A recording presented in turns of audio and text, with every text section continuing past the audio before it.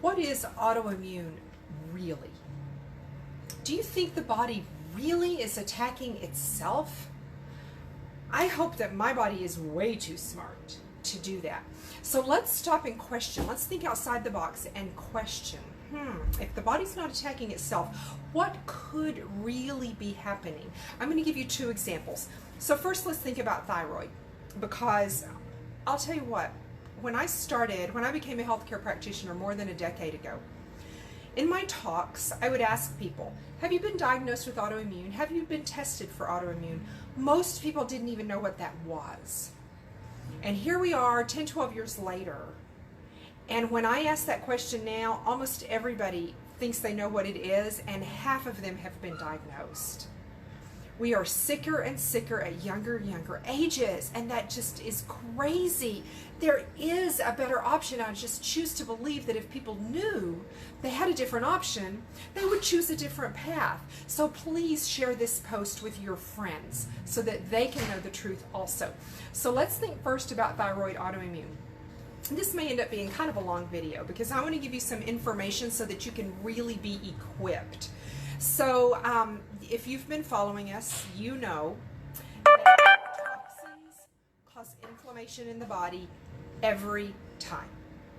And inflammation causes dysfunction in the body every time. I'm not talking about inflammation when you cut your finger. I'm talking about inflammation at the cellular level, especially inflammation in the brain. Well, let's get back to thyroid. So you've got 2 layers of fat on the outside of every cell. It's important that that be good fat, not bad fat. You also have receptors for all of your hormones, your vitamins, your nutrients, things like that.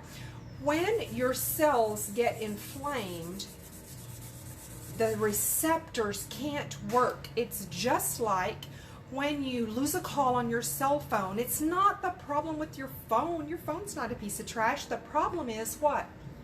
The reception. Exactly. So let's think about thyroid. In order to create thyroid hormone, your thyroid gland needs iodine. So what if this is the iodine receptor, and if you have ever had a mercury filling or taken a vaccination, or if your mother had mercury fillings or got some allergy shots, there are so many sources of mercury toxicity. What if a molecule of mercury is sitting on that iodine receptor? Does the body think that's normal? No, of course not. You're not supposed to be eating mercury, right? The body is attacking what? What do you think the body's attacking? It's attacking the foreign invader, right? Just like when you get the flu, the body attacks the foreign invader.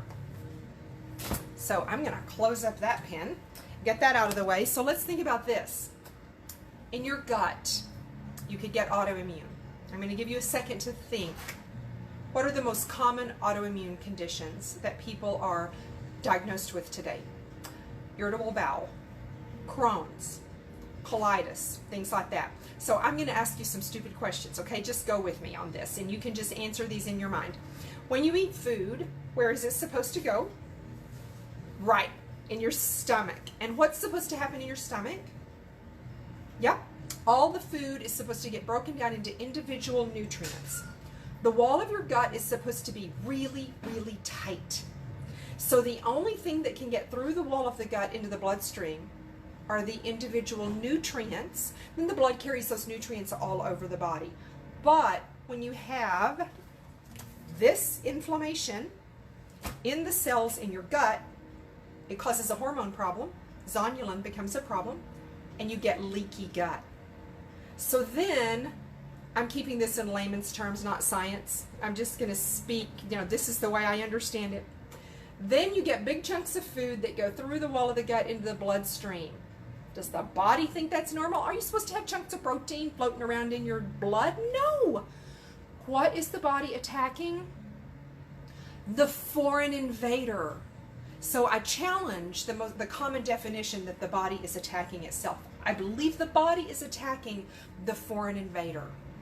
So let's think about all of those autoimmune conditions. Maybe you have a skin autoimmune condition. It might be called RA or various other names, psoriasis, eczema. Maybe you have diabetes. That can be autoimmune. You could have a gut autoimmune. You could have a thyroid autoimmune. There are so many autoimmune problems these days. And the source, if you go all the way upstream, is the inflammation and the toxin, the foreign invader. So let's think about another one.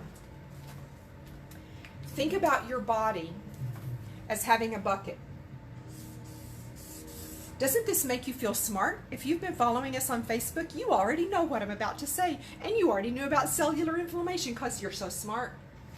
So think of your body as having a bucket, and all of the toxic exposures you've had since conception are affecting your body right now. You've got lead because your mother or you or your grandmother lived in the lead generation. You accumulate toxins for 4 generations. What about mercury? Think about environmental toxins on the yard. So many pest control out there. In your water, you've got toxins. Even if you have filtered water, even if you buy bottled water, there's going to be toxins in your water. What about personal care products? So many toxins. The average American woman exposed to over 500 toxins every day on her personal care household cleaning products. So you've got this lifetime accumulation of toxins, and when your bucket overflows, that's when you start to get symptoms. Here's another one that we don't talk about as much. My specialty is those chemical toxins. What about emotional toxins? Emotional stress. 3 kinds of stressors are filling up your bucket. Chemical stress, like these that we've been talking about, emotional stress, and physical stressors, like when you have the flu. Those emotional stressors can also fill your bucket. Those emotional stressors can cause inflammation, just like the chemical stressors. So there are lots of causes, and when you remove the cause, the body is designed to heal. That's where my faith is, 100%. The body, God designed your body to heal. When we remove the interference, the toxins, and when we heal the cell, give the body what it needs, remove the interference, and the body will heal. It takes time. It's not a quick fix. If you want to learn more about that, we are doing a talk. You can go to our website, Health for a Purpose. That's HEALTHFOR, apurpose.com. And you can get the details about our next talk, where you can learn more about thyroid function and autoimmune and some of the myths that are out there, and the truth about how you can empower your body to heal. I hope you have a wonderful weekend.